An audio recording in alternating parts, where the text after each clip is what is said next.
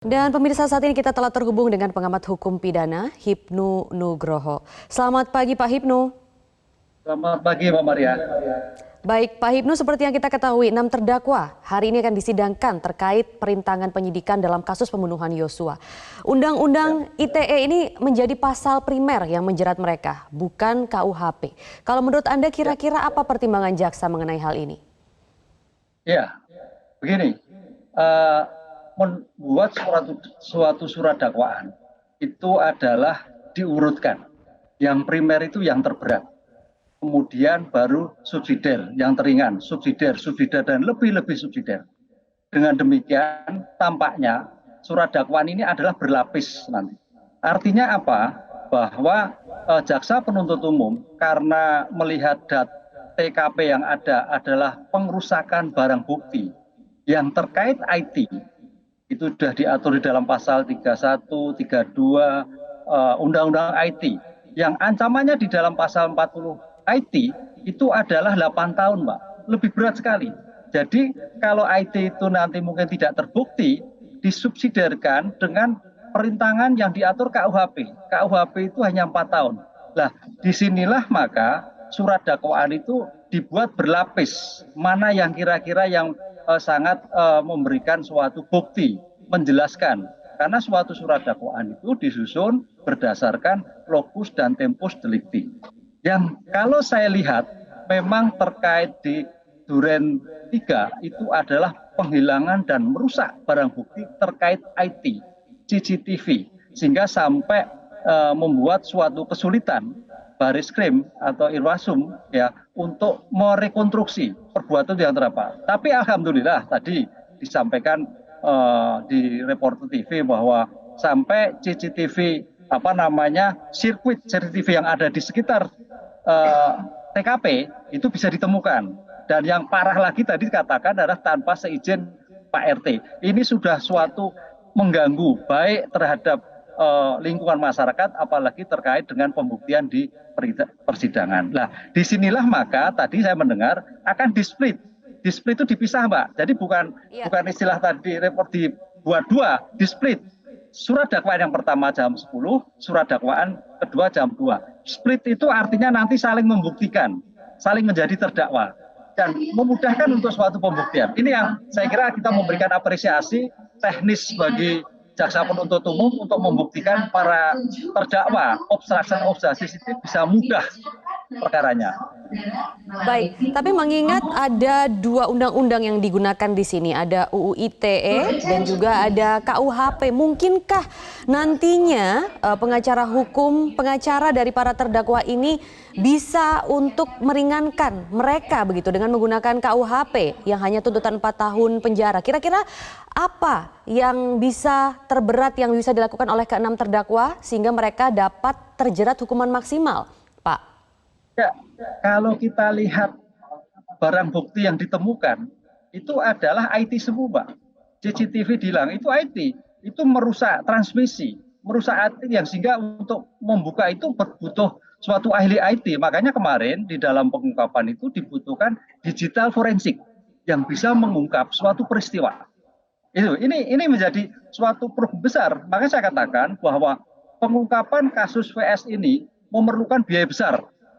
Negara mengeluarkan biaya besar. Apa terkait dengan digital IT, terkait dengan kedokteran forensik yang sampai kedua kali ekshumasi, belum lagi lie detektor. Itu nggak gratis, Oke. Pak. Nah, baik, jadi sulit ya Pak Hipnu kalau mau dibelokkan ke KUHP yang tuntutannya hanya 4 tahun? Ya, itu kehendak penasihat hukum seperti itu. Siapapun sebagai penasihat hukum selalu satu, pengen adanya suatu bebas. Kedua, kalau memang terbukti adalah yang paling meringankan. Yang paling meringankan apa? Ya KUHP. Tapi di KUHP itu kan barang bukti yang manual, bukan IT. Kan gitu, Mbak. Ini yang harus kita pahami bersama. Oke lah yang meringan. Kalau itu manual, bisa memindahkan. Tapi kalau sudah merusak, itu bagian IT. Jadi tapi yang saya tanyakan kemungkinannya kalau menurut Anda yang akan unggul adalah UU ITE atau KUHP? UU ITE. Oke. Ya, UU ITE. Oke. Baik. Tapi gini, Mbak, kita lihat ada 6 tersangka kan. Saya kira ada yang optimal UIT, ada yang tidak mungkin. Kita bisa lihat karena tidak semua merusak barang bukti. Jadi ada yang merusak barang bukti, ada yang sekedar memindahkan. Ini tergantung nanti pembuktian di persidangan. Baik, dan mungkinkah juga Pak Hipnu bisa digunakan unsur pemberat begitu dalam kasus obstruction of justice ini? Karena mereka yang melakukan justru adalah seorang aparat penegak hukum. Bukankah mereka seharusnya menegakkan hukum dan melaksanakan pekerjaannya secara cepat agar tercipta kepastian hukum, tapi justru malah melakukan perintangan penyidikan? Kalau memang kita lihat di pasal-pasal, khususnya kalau dalam hal ini pasal KUHP ya, 221, kemudian 231 dan 233, itu memang tidak ada subjek yang jelas begitu, siapa saja bisa melakukan hal tersebut. Tapi kira-kira hal tersebut itu dekat dengan aparatur negara begitu atau aparat penegak hukum. Nah, bisakah pasal pemberat atau unsur pemberat ini dikenakan kepada mereka sebagai seorang aparat penegak hukum? Ya, obstruction of justice adalah suatu tindak pidana tersendiri, Mbak. Jadi berbeda dengan pembunuhannya, kan gitu. Makanya FS dikenakan pembunuhan berencana dan obstruction of justice. Nah, yang dari keenam terdakwa ini adalah bukan kaitannya pembunuhan, tapi adalah penghilangan barang bukti, kan gitu kan. Jadi suatu yang berbeda, kita harus pahami dulu. Kemudian yang ketiga, bagaimana dengan pemberatan? Nah, nanti pemberatan itu bisa dilihat dari persidangan. Apakah dia itu dalam melaksanakan merusak, memindahkan barang bukti itu mengetahui, ataukah tidak mengetahui? Itu niat mensrenya ketemu atau tidak nanti? Itu kita tidak tahu di persidangan nanti. Tapi kalau memang tahu bahwa ini adalah skenario adalah untuk menutupi suatu perkara pembunuhan, ya masuk kualifikasi pemberatan. Apalagi terkait dengan penegak hukum tadi, Mbak. Tapi kalau memang dia tidak tahu, hanya memindahkan, ya mungkin bukan tidak masuk pemberatan. Ini tergantung nanti di dalam suatu pertimbangan hal-hal yang memberatkan dan hal-hal yang meringankan yang diketahui dalam diskusi, dalam pembuktian bukti satu di dalam suatu persidangan nanti. Tapi prinsip kalau seorang penegak hukum sampai ada mengetahui menghilangkan barang bukti sebagai pemberat. Karena itu akan mengacaukan, akan mengaburkan suatu tindak pidana yang terjadi. Sehingga menyulitkan bagi penegak hukum untuk mendapatkan suatu bukti material yang sesungguhnya. Baik, Pak Hipnu, tapi juga apa kiranya yang harus dipersiapkan begitu oleh jaksa jika lagi-lagi para terdakwa ini akan menggunakan dalih adanya relasi kuasa atau perintah atasan? Ya, betul. Memang ini yang agak menarik. Semua berdalih pada relasi kuasa, relasi atasan, baik E, R, AF dan sebagainya kan. Tapi kita lihat kan, namanya suatu kejahatan itu adanya syarat subjektif, Mbak. Syarat subjektif itu syarat yang dimiliki mens rea, yang menghendaki dan mengetahui. Jadi kalau memang mengetahui tapi tidak menghendaki, nah itu bisa lepas dari syarat subjektif tadi. Nah, oleh karena itu dari hal ini nanti akan dilihat dari peran. Kita akan melihat nanti mendengarkan jaksa penuntut umum akan melihatkan peran-peran yang bersangkutan. Dari 6 orang itu perannya seperti apa? Nah, itu kan berbeda-beda. Tapi semua masuk obstruction of justice. Tapi perannya berbeda. Nah, peran disinilah nanti akan menjadikan kualifikasi antara tindak pidana yang ancamannya berat, bisa renang, atau bisa sedang. Ya, bagaimana juga dengan dalih mereka yang mengatakan bahwa mereka tuh sebenarnya tidak tahu kalau ini adalah rekayasa yang dibuat oleh Verdi Sambo? Sekarang gini, Mbak, kita melihat suatu peristiwa pidana. Namanya seorang tersangka itu selalu bagaimana menghindar ataupun melepaskan dari tindak pidana. Ini yang terjadi. Dan itu sah-sah saja. Sah, semuanya sah. Ya. Nah, sekarang tinggal bagaimana jaksa membuktikannya. Karena dalam suatu teori ilmu hukum ada asas namanya actorius imbus onus probandi. Barang siapa harus membuktikan. Nah, membuktikannya ini kan berdasarkan fakta. Nah, disinilah makanya apa yang dilakukan oleh terdakwa tidak berkutik kalau sampai suatu pembuktian, apalagi pembuktiannya dengan saintifik, loh Mbak. Itu tidak terbantahkan itu. Saintifik akan terbantahkan apabila diuji dengan saintifik yang lain. Jadi kalau dengan keterangan saksi saja tidak begitu terbantahkan atau bagaimana Pak Hipnu? Gimana? Kalau diuji dengan keterangan saksi saja bagaimana? Oh enggak. Keterangan enggak. Ini IT, Mbak. Ingat ya, di dalam ilmu hukum, namanya pembuktian itu ada keterangan saksi, ahli, surat, petunjuk, keterangan terdakwa. Nah, keterangan terdakwa itu bisa pengakuan, bisa pengingkaran, itu loh. Nah, ini kita melihat setelah melakukan suatu sidang akan berusaha mengingkar, menghindar dari perbuatannya. Itu pasti dilakukan. Dari sinilah maka jaksa penuntut umum selalu memberikan bukti-bukti yang akurat. Silahkan apa yang disampaikan, tapi bukti nilai yang disampaikan oleh tersangka atau terdakwa nanti itu kalau toh mungkin namanya saksi yang meringankan. Bisa juga nanti diuji nanti. Saya kira teman-teman penasihat hukum akan mendatangkan saksi yang meringankan, saksi adecat istilahnya, meringankan bagi seorang terdakwa. Tapi kita lihat nanti. Nah, itu Mbak. Dan apakah saksi yang meringankan itu bisa cukup untuk mengalahkan begitu ya IT yang memang Anda katakan tadi? Ya, bicara saksi adalah bicara apa yang ia lihat tidak ketemukan. Satu, kalau itu merupakan syarat subjektif. Bicara saksi untuk mempunyai nilai apabila berkaitan dengan bukti satu dengan bukti yang lain. Makanya nanti ada suatu hubungan. Sepanjang keterangan tadi adalah tidak ada hubungan dengan saksi yang lain. Dengan ada adu saksi argumen nggak ketemu, bukti yang nggak ketemu, ya tidak mungkin. Karena nilai suatu bukti adalah bersesuaian antara bukti satu dengan bukti yang lain. Kedua, bersesuaian antara keterangan satu dengan alat bukti yang lain. Ketiga, bersesuaian antara alat bukti yang disampaikan dengan alat bukti yang lain. Disinilah baru mempunyai suatu kekuatan alat bukti yang utuh. Kalau tidak, ya tidak mempunyai kekuatan sebagai alat bukti. Baik, Pak Hipnu, bagaimana juga Anda melihat dua persidangan sebelumnya?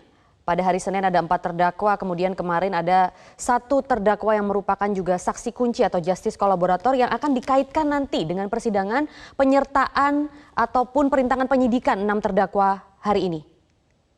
Ya, memang nanti makanya tadi dalam kasus ini adalah Baradae sebagai GC, justice kolaborasi. Ini saya kira perlu ada suatu konsistensi nanti. Mudah-mudahan konsisten dari awal sampai di tingkat penyidikan sampai di persidangan sehingga menjadikan pengurangan atau mungkin bahkan kalau bisa bebaskan gitu kan karena tidak ada kehendak sama sekali kan itu kan. Makanya kemarin penasihat hukum menyatakan udah langsung pada suatu pembuktian. Nah, kalau yang lain enggak menggunakan eksepsi bantahan. Nah, bantahan itu untuk mengukur kembali suatu tentang cerita atau kronologi antara locus dan tempus delicti. Nah, oleh karena itu dalam saling menjadi saksi dan saling menjadi tersangka, inilah nanti merupakan proses suatu pembuktian di mana objektivitas, apakah saling meringankan atau apakah saling menjatuhkan. Nah, itu. Tapi dari data yang kemarin kelihatannya menjatuhkan. Menjatuhkan siapa? FS. Yang lain berusaha untuk menghindar dari dakwaan yang dilakukan oleh jaksa penuntut umum. Jadi menurut Anda persidangan hari ini juga akan sama seperti kemarin, yaitu akan menjatuhkan aktor utama Verdi Sambo?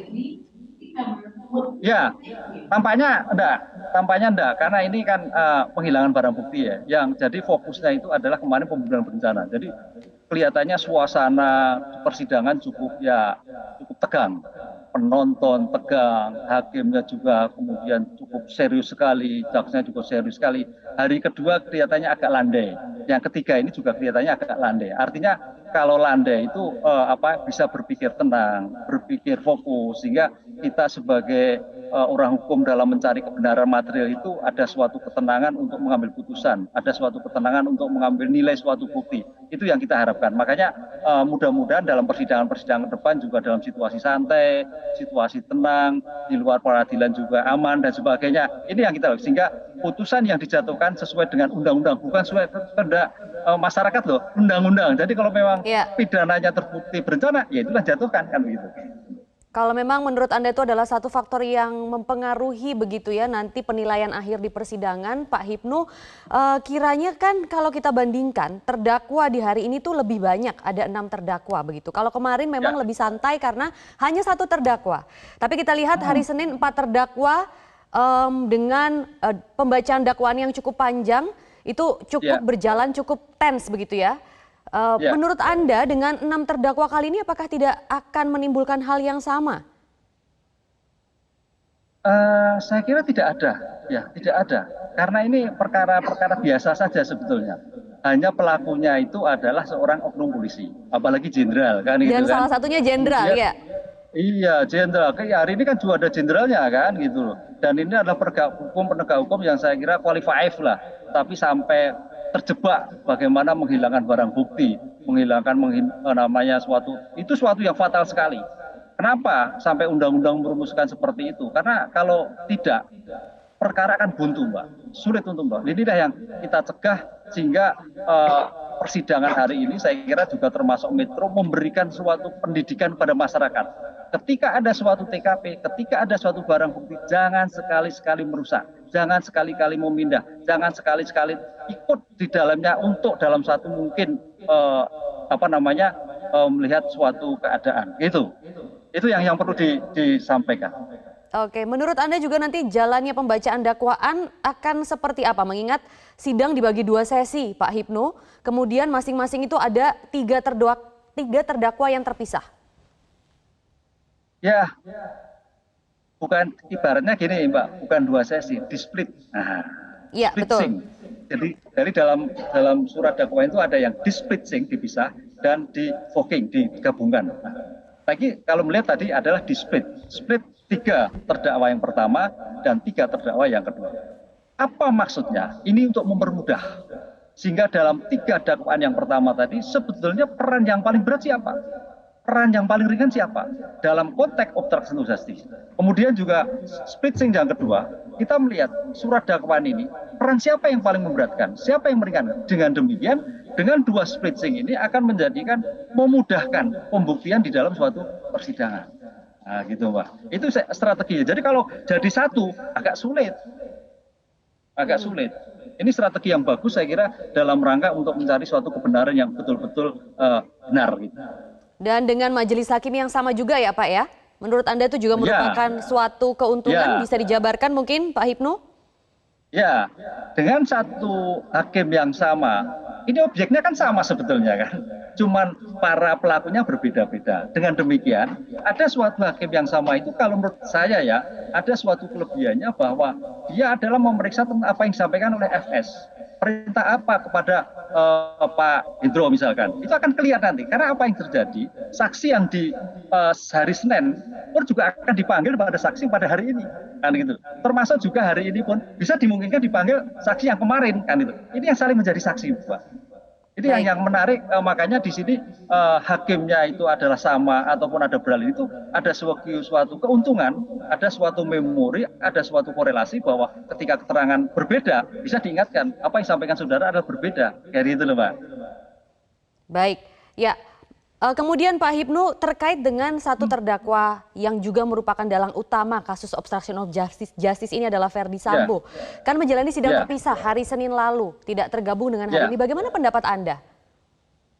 Ya, ini Mbak. Kita melihat di dalam suatu prospek suatu persidangan itu melihatnya ada suatu aktor dari kasus ini siapa? Aktor, setiap aktor. Nah, tampaknya kalau kita melihat surat dakwaan, aktornya adalah Verdi Sambo. Nah, itu loh. Dari sampai perencanaannya, persiapan senjatanya, merusak barang buktinya dan sebagainya. Sehingga fokus pada FS inilah harus betul-betul didalami. Yang perlu lagi juga adalah bagaimana dengan motifnya. Nah, ini motif harus digali. Karena motif itu nanti paling tidak bagi hakim untuk bisa menentukan faktor yang memberat atau meringan. Oke, betul ada pelecehan. Pelecehannya seperti apa? Buktinya apa? Kan gitu kan. Ternyata kalau tidak, itu bohong laporannya. Nah, itu kan. Pelecehannya ada, buktinya ini dan sebagainya. Berarti ada faktor yang meringankan. Ini yang kita tunggu kan gitu loh. Kita tunggu. Kenapa Bu PC sampai sekarang tidak memberikan suatu keterangan yang utuh kayak itu loh. Hanya pengakuan-pengakuan. Ingat, dalam pengakuan-pengakuan memang dalam Undang-Undang KDRT itu sebagai bukti. Tapi bukti tidak berdiri. Bukti harus mempunyai bukti dengan didukung alat bukti yang lain. Bukti verbalnya apa, kalimatnya apa, lukanya bagaimana, ada barang bukti yang mendukung atau tidak. Itu harus dilakukan gitu loh. Ini yang kita sesalkan ya, dalam kasus ini ada suatu hal yang tanda petik disembunyikan. Iya, menurut Anda bagaimana hal-hal tersebut, hal-hal yang disembunyikan itu bisa terkuak? Perlukah nanti para terdakwa ini bersama-sama begitu ya, disidangkan saat pembuktian? Sangat perlu sekali. Sebab kalau tidak, akan justru memberatkan. Ini yang kita ingin. Jadi semua ada ke-12 terdakwa ini harus terbuka semua. Pak FS sudah terbuka mengakui atas suatu perbuatannya, hanya tidak mengakuinya menembak, istilah hajar dan sebagainya itu gampang itu dipatahkan itu. Gampang dipatahkan. Jadi semua harus memberikan suatu kontribusi dalam pembuktian ini. Sebab kalau tidak nanti justru akan memberatkan masing-masing terdakwa. Baik, Pak Hipnu mungkin terakhir bisa diberikan juga catatan penting dari Pak Hipnu terkait jalannya sidang lanjutan kasus pembunuhan berencana maupun kasus obstruction of justice yang akan berlangsung pada hari ini. Ya, catatan kami bahwa ikuti suatu sidang ini dengan seksama. Ya, dengan seksama. Masing-masing apakah itu penasihat hukum, jaksa penuntut umum, hakim, bahwa ini adalah dalam rangka untuk mencari kebenaran material.